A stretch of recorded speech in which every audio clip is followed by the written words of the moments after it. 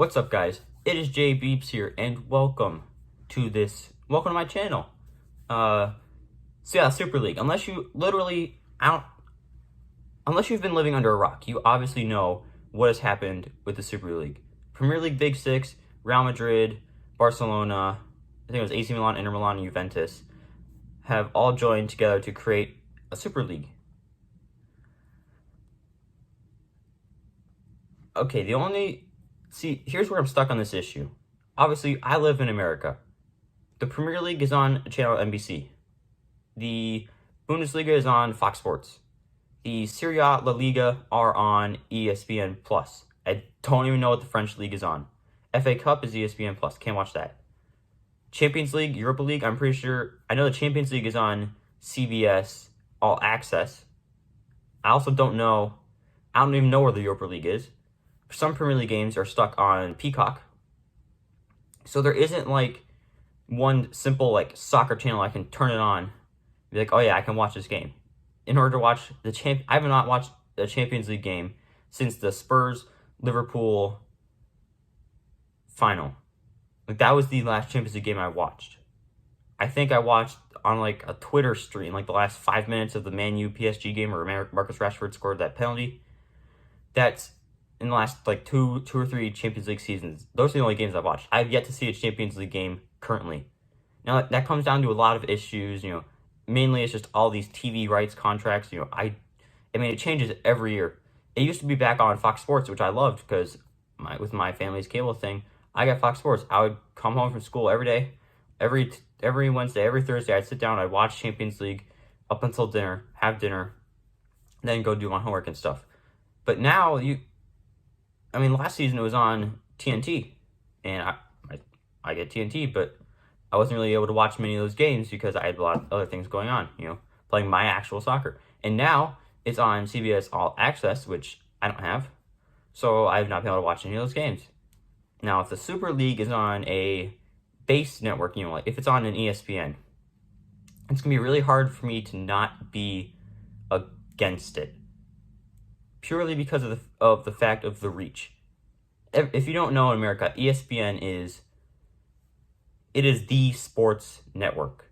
It's whenever you think of sports shows, you think of stuff on ESPN. So if they can get this Super League of the presumptuous best teams in the world out on ESPN, big reach for Americans, I think it'll benefit the American population so heavily in the reach of soccer. Obviously, there's going to be a lot of backlash on putting it on a main channel like that, but I think for the sport of soccer in America, the best thing for the Super League is to put it on a big network station. Now, if it does not go on a big network station, if it is on like an ESPN Plus, I am totally against the league. I think it's purely just a giant money grab, and I don't think literally no one's going to watch the games.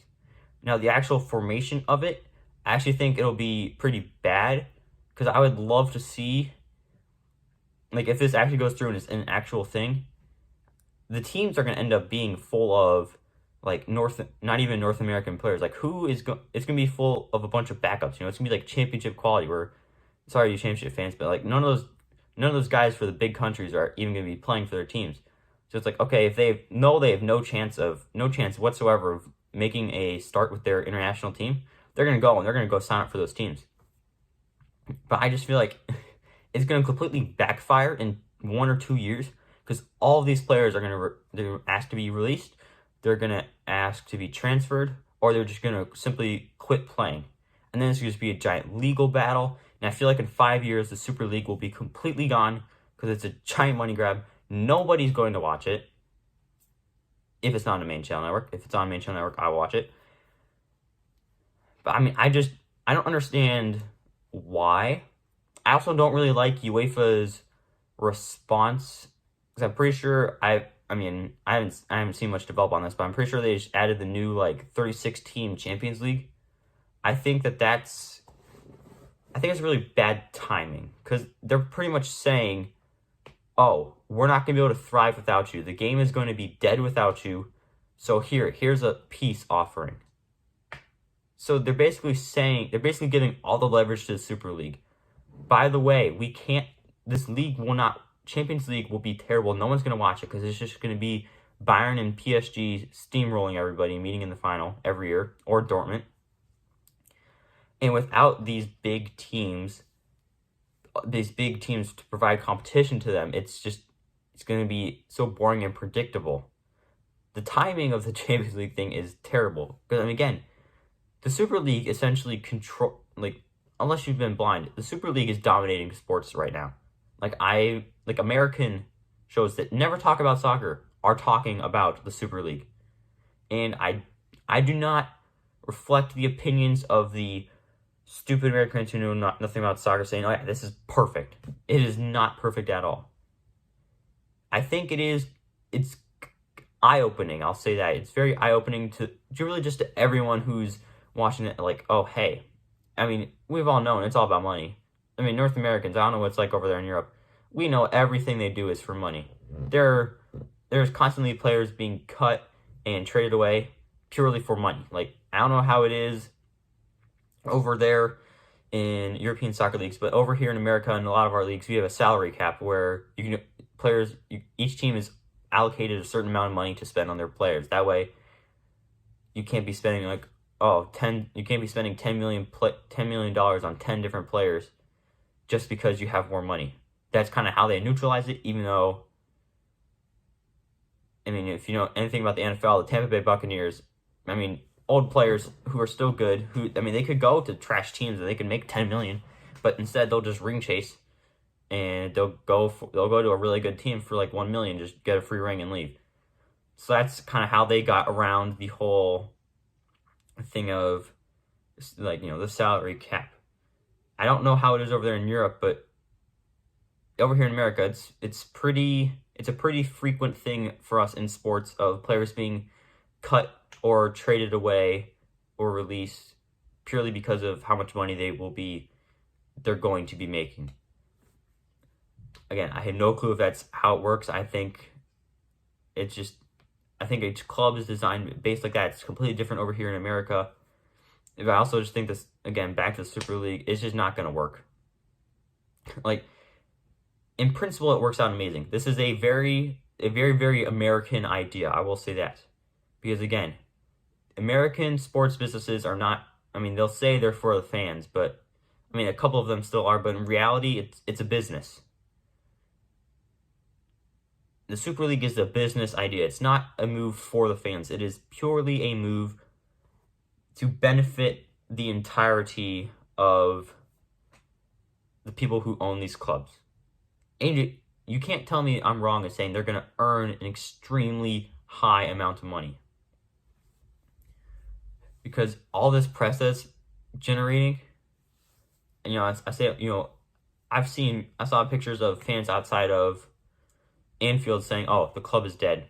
Well, is the club really dead, though? Like, they still got some of the best players in the league, and these people who own these clubs aren't idiots. They obviously have a financial plan laid out. They honestly probably understood fan reaction to this, the player reaction to this. They obviously have a plan in place. And honestly, I think that this is kind of opens up revenue. You know, there could be, assuming that the domestic leagues allow these teams back, it could open up, like, we could have 3 European competition. You know, we could have the Super League, where it's kind of like, you know, the elite of the elite, the Champions League, where it's like, oh, these guys are pretty decent. You know, they're just behind the elite of the elite. And then there's the Europa League these are the hopefuls and the Champions League teams that have dropped out. From that aspect, I think it looks pretty solid for the European football. But again, if the Super League is on like ESPN Plus and it's not readily available over here in America, I think it's just going to go down as a complete bust. But I think if it's on main channel network, I think they're just going to be sitting there counting their checks, just earning up the money. I mean, I think that's all I have to say about this. I hope you guys have enjoyed this video. Make sure you check out my channel. I have 3 other videos about this coming out today, so make sure you go ahead and check out those. I'll talk about why it's good for EFL fans, why it's good for Americans, and I don't really remember the other one. But yeah, I hope you guys have enjoyed. Hope to see you all in the future. And it is J Beebs signing off.